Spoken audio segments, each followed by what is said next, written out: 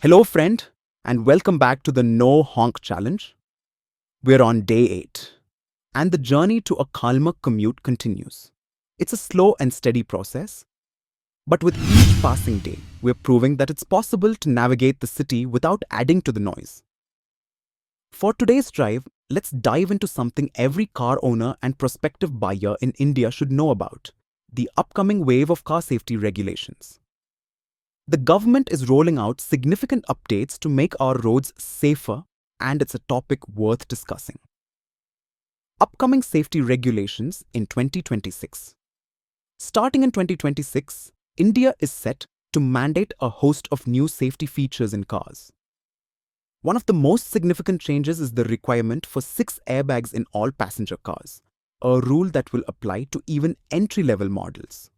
For larger vehicles, including buses, trucks, and passenger vehicles carrying more than 8 people, advanced driver assistance systems (ADAS) will become mandatory from April 2026.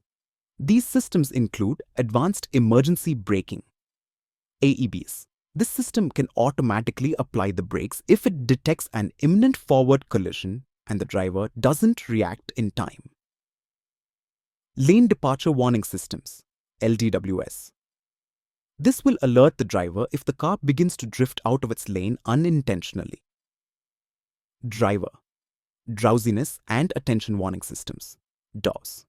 These systems monitor the driver for signs of fatigue and issue a warning.